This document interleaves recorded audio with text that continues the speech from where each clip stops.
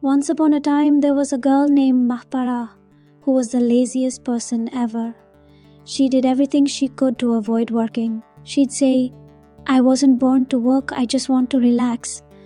Mahpara absolutely hated doing any kind of work. Her mom tried everything to get her to do something, offering all kinds of incentives, but Mahpara just wouldn't budge. Back in the day, people used to make thread at home, and her mom really wanted her daughter to sit and help out by making thread. But that dream never came true. The girl didn't even lift a finger to help out. One day, the girl's mom reached her breaking point and yelled at her, "Look, I'm fed up with your laziness. Until you start doing something, no decent guy is gonna come your way." The girl didn't budge and replied, "Mom, how many times do I have to tell you? Don't tell me to work, I hate it." Hearing her daughter's response only made the mom angrier. She lost it and started hitting her. "You just don't get it, do you? I'm not letting you off the hook today." She was screaming and crying because her mom was hitting her. Just then, that lady from the neighborhood walked by and heard the girl's screams. The lady came inside the house, and when the mom saw her, she stopped hitting and stood there quietly. The lady asked the mom, "Why are you beating this girl so badly?" The mom thought to herself, "If I tell her my daughter is really lazy and useless, that would be embarrassing." So she started telling the lady, "I'm her mom. She has a habit of being a little troublemaker. She's always getting into mischief. I sit next to her. I'm just a poor woman. Where am I supposed to get so much silk for her to keep spinning all the time?"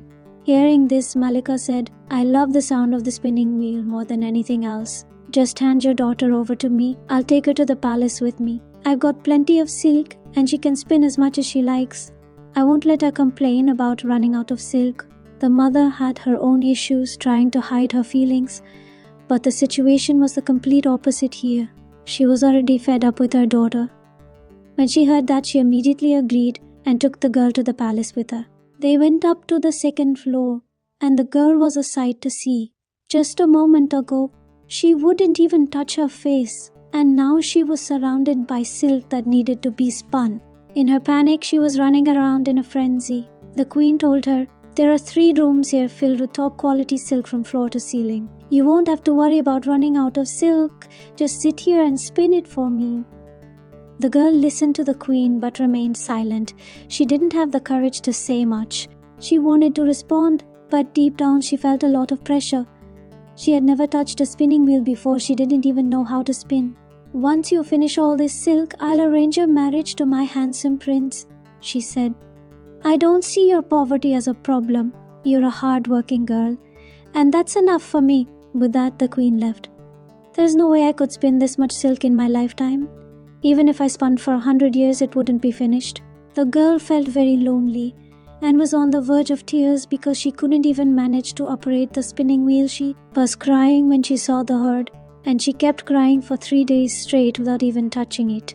Frustrated, she got up and went to the window to look outside the palace, when suddenly she noticed 3 strange-looking women coming her way. One of them had really long legs, the second had a nose so big and thick that it covered her lips, and the third had such big lips that they completely swallowed her mouth. The woman approached the main girl and asked, "Why are you standing here so upset?" The girl laid out all her troubles in front of them. "We can help you," she said. "We spin all the silk for you, but we have one condition." "What condition?" they asked. "You have to invite us to your wedding as special guests, and you can't introduce us with embarrassment just because we're not conventionally beautiful. Just refer to us as your cousins." "I agree to all your terms," they replied. "Just please help me out." So they worked together and managed to spin all the silk in no time. "Had her silk cut, and do you remember your promise?" "Yes, I definitely remember my promise. I will definitely invite you to my wedding." When she came back into the room and saw the prepared food, her happiness was off the charts. She praised the girl a lot and immediately started planning the also really happy because Mahpara was very beautiful. As the wedding day approached, Mahpara told Balika and Shah Seti, "I want to invite some special guests to the wedding." "You can invite whoever you want," they replied.